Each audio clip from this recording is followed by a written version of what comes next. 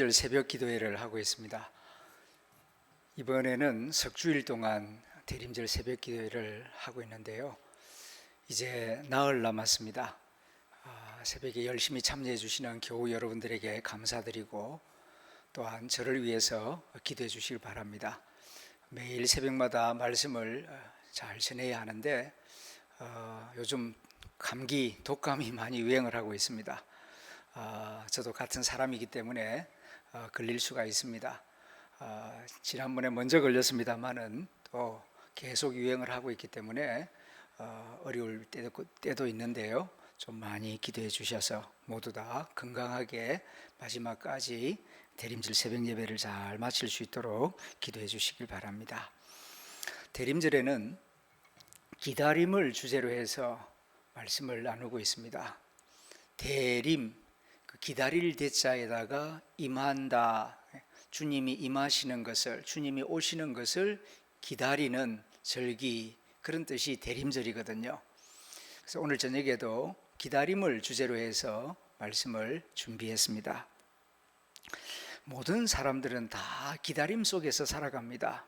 크고 작은 기다림, 이런저런 기다림, 실로 다양한 기다림을 가슴에 품고 이 세상에서 살아가고 있는데, 그 다양한 기다림들을 정리해 보면은 크게 세 개의 카테고리로 정리할 수가 있습니다.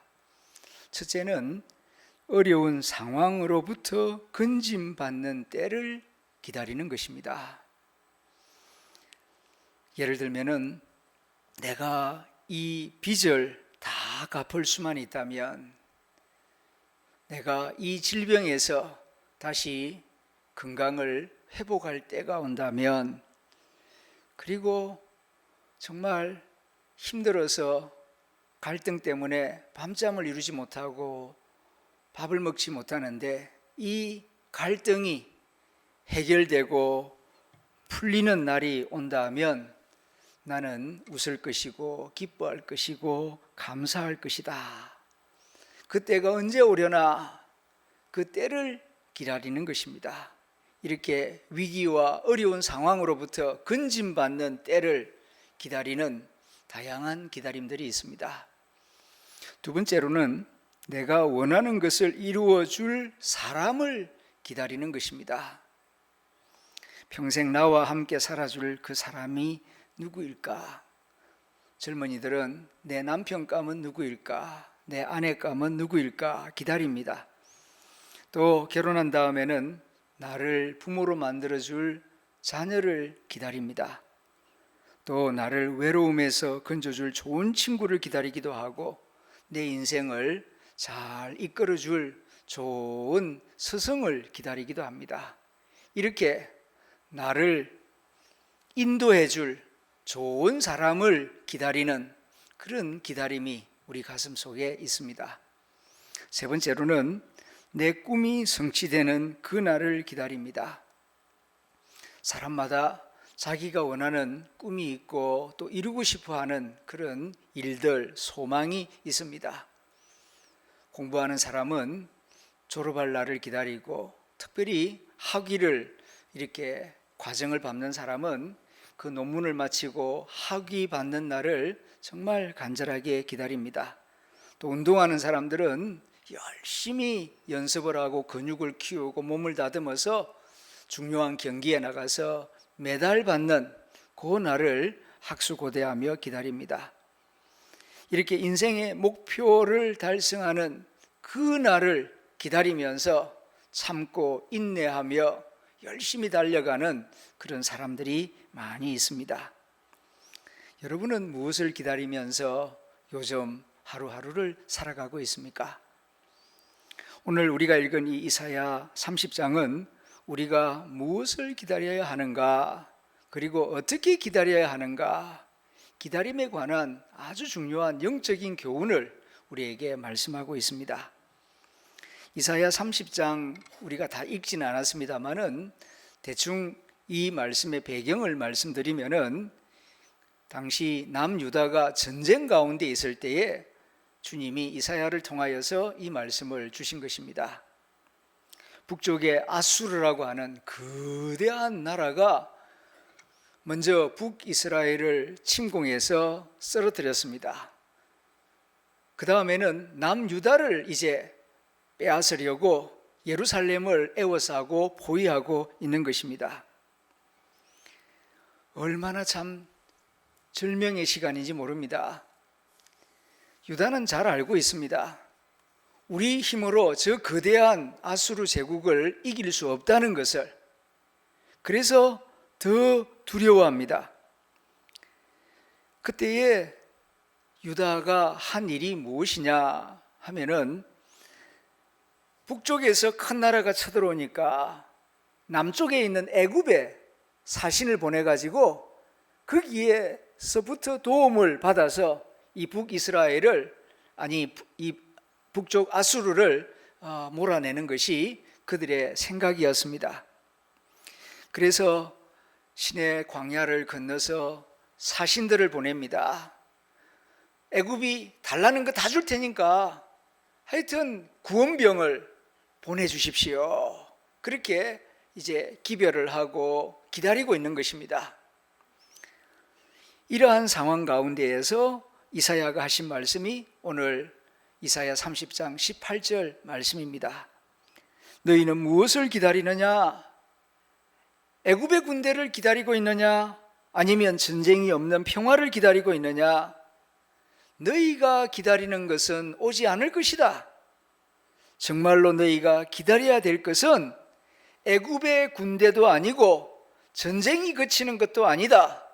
너희가 진짜로 기다려야 할 것이 있다. 우리가 마땅히 기다려야 할 것이 무엇인지를 이사야가 오늘 18절 말씀을 통하여 우리에게 알려주고 있는 것입니다. 다시 한번 18절 말씀을 같이 읽어봅니다. 시작.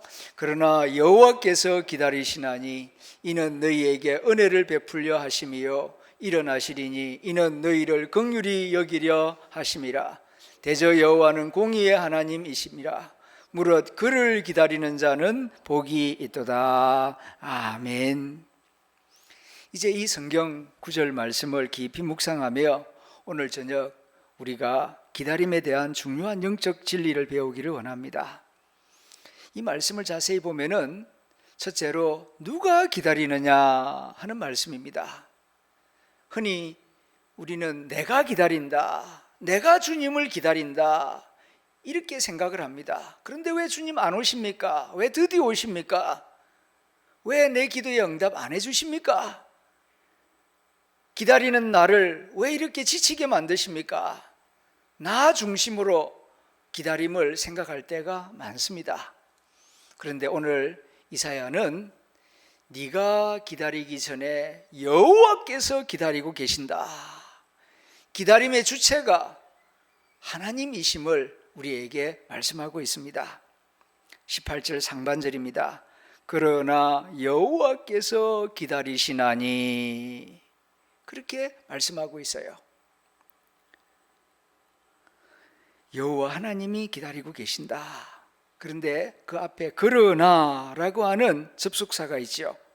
그러나 너희들은 애굽에서 구원병이 오기를 기다리고 전쟁이 끝나기만을 기다리면서 여호와를 기다리지 않고 있지만 그러나 나 여호와는 너희를 기다리고 있다. 그런 뜻입니다. 우리들도 그렇지 않습니까? 하나님을 기다린다고 하지만 정말로 하나님을 기다리고 있습니까? 하나님을 기다리는 것이 아니라 하나님의 선물을 기다리고 하나님의 축복을 기다리고 내게 필요한 도움을 기다리고 있는 것이지 정말 하나님을 기다리고 있는가?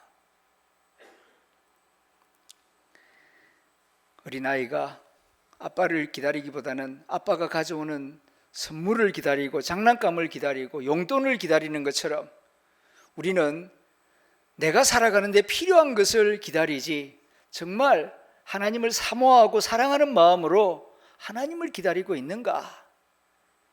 이 사실을 돌아보게 하는 귀중한 말씀입니다. 그런데 하나님은 나를 기다리십니다. 나의 헌금이나 나의 봉사를 기다리는 것이 아니라 나를 기다리고 계신다고 말씀합니다. 그래서 시편 50편 5절에서는 나의 성도들을 내 앞에 모으라. 그들은 제사로 나와 언약한 이들이니라. 성도들을 모으라는 것입니다. 나의 성도들. 세상의 그 어떤 화려하고 좋은 물질을 모으라는 것이 아니라 하나님의 백성을 내 앞에 모으라고 말씀하십니다. 왜 그렇습니까? 하나님이 성전에서 나를 보고 싶어 하기 때문입니다. 그래서 하나님의 아들 예수님께서도 영과 진리로 예배하는 자를 찾으신다, 그렇게 말씀하고 있는 것입니다. 그럼 우리는 질문할 수가 있습니다. 왜 하나님은 기다리시는가?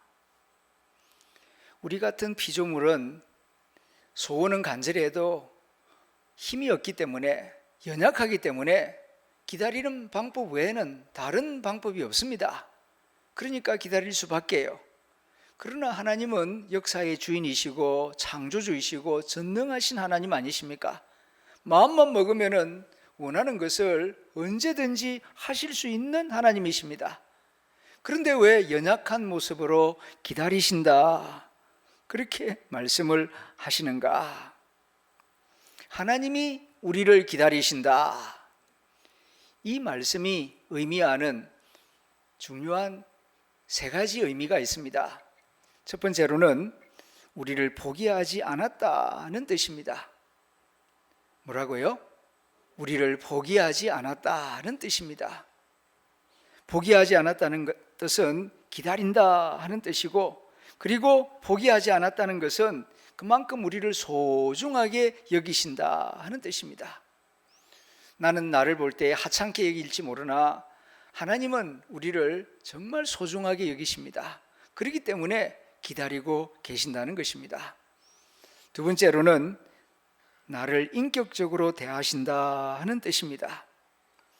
하나님은 마음만 먹으면 무슨 일이든지 금방 하실 수 있는 분이십니다. 힘을 가지고 우리를 개목줄 매가지고 끌고 오듯이 말 안 듣는 사람 말 듣게 할 수도 있습니다. 그러나 그렇게 하지 않으십니다. 강제력으로 끌고 오는 것이 아니라 스스로 깨닫고 스스로 돌아오기를 기다리고 계신다는 것입니다. 그것은 우리를 그만큼 인격적으로 대해 주신다 하는 의미입니다. 세 번째로는 사랑하고 있다 하는 뜻입니다. 나는 너를 기다리고 있다 하는 이 말은 강력한 사랑의 표현입니다.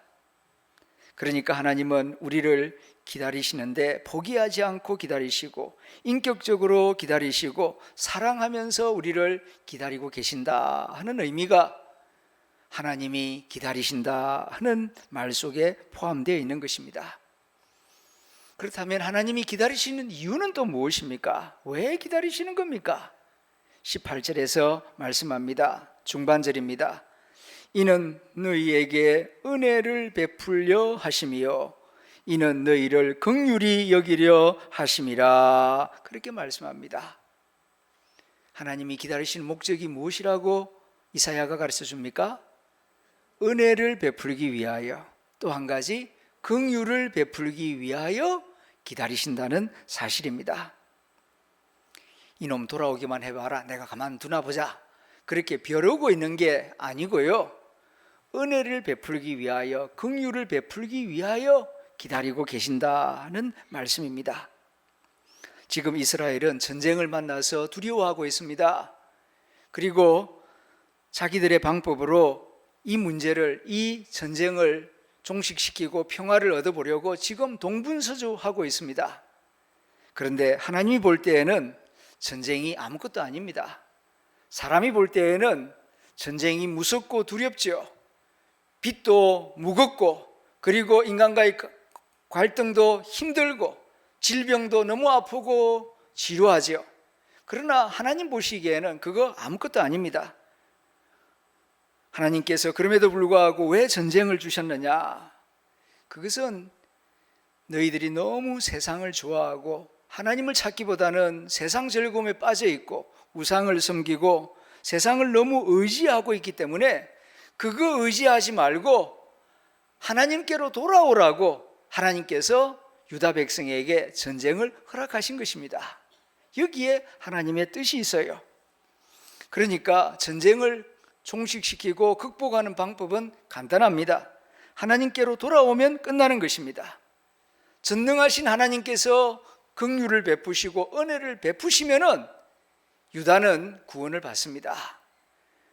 애굽에 내려가서 많은 군대를 데려오기 위하여 금원을 갖다 주고 거기서 납작 엎드리고 그렇게 비굴하게 굴 필요가 없습니다.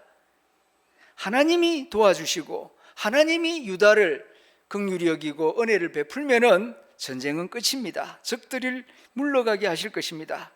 왜 그렇습니까? 그들은 막대기에 불과하기 때문입니다.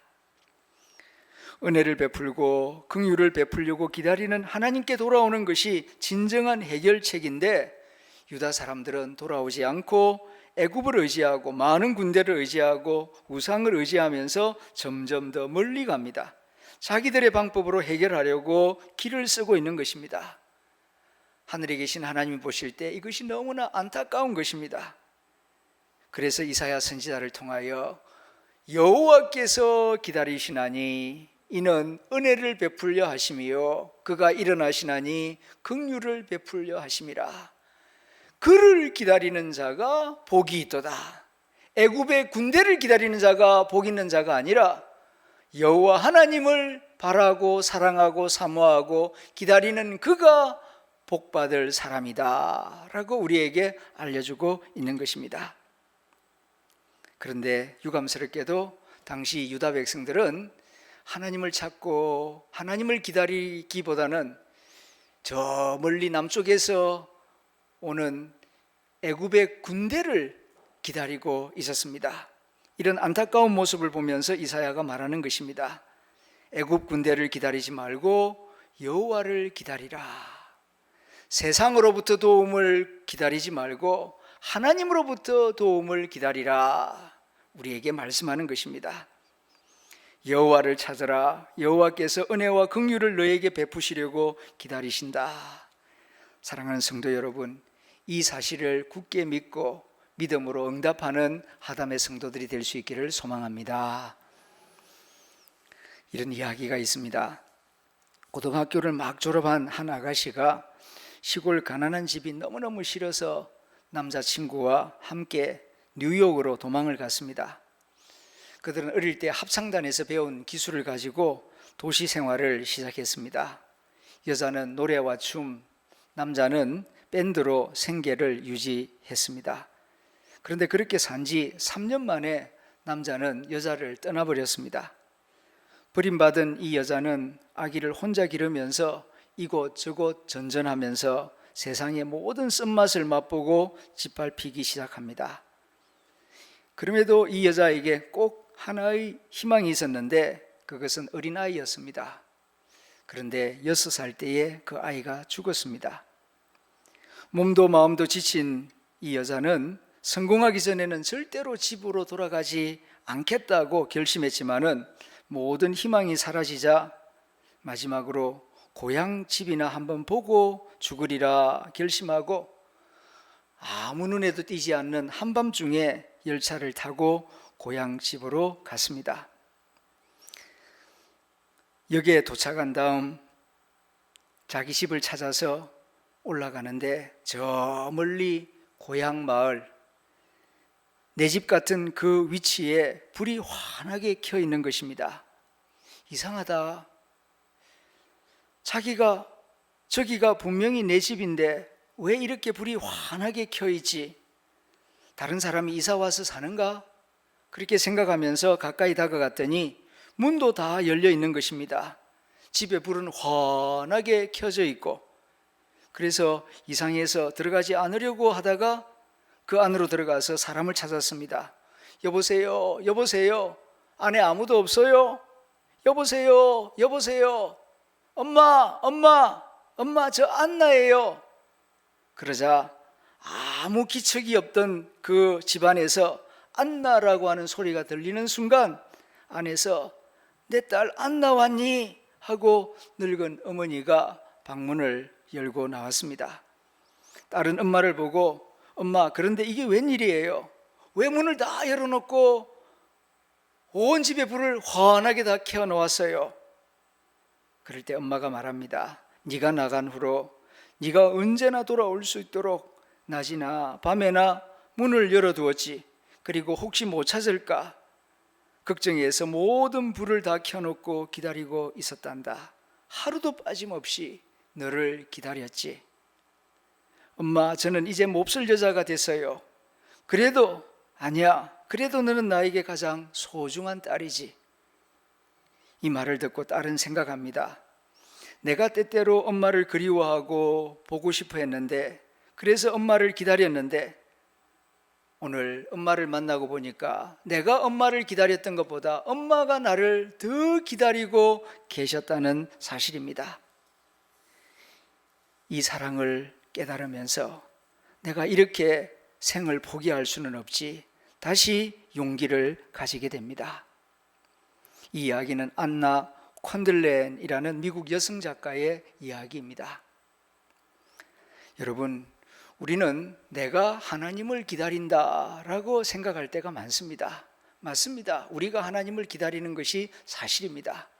그러나 내가 하나님을 기다리는 것보다 하나님이 나를 더 간절한 마음으로 기다리고 있다는 사실을 기억하시길 바랍니다. 대림절에 이러한 하나님의 마음에 믿음으로 사랑으로 응답하는 하담의 교우들이 다 될 수 있기를 주님의 이름으로 축원합니다. 기도하겠습니다. 하나님 아버지, 유다의 백성들은 전쟁이 끝나기를 기다렸고 강한 군대가 와서 도와주기를 기다렸고 여러 가지 것을 기다렸지만 그 기다림은 다 헛된 것들이었고 그들에게 하나님은 내가 너희를 기다리고 있다. 이것을 너희는 알아야 한다. 나의 기다림에 응답하는 것이 너희들이 원하는 모든 소원을 보다 더 소중하고 가치 있고 너희들의 행복을 위해 꼭 필요한 것이라고 말씀해 주셨습니다. 우리는 언제나 내가 하나님을 기다린다고 생각합니다. 맞습니다. 아버지, 그러나 하나님께서 나를 더 간절히 더 오랫동안 잊지 않고 기다리고 계신다는 것을 결코 잊지 않고 살아가게 하여 주옵소서. 그리스도 오심을 기다리는 대림절을 보내고 있습니다. 특별 새벽 기도도 하고 있습니다. 그러나 우리가 기다리는 것보다 부활승천하신 예수님이 우리를 더 기다리고 있음을 기억하게 하옵소서. 세상의 즐거움과 재물과 성공에 마음 빼앗기지 않게 하옵소서. 우리에게 은혜와 긍휼을 베푸시기 위하여 기다리고 계시는 우리 주 예수님을 더욱 사모하며 기쁨으로 간절함으로 기다리게 하옵소서. 기다림 가운데에 거룩하게 살게 하여 주옵소서. 다시 오실 우리 주 예수님의 이름으로 기도드립니다. 아멘.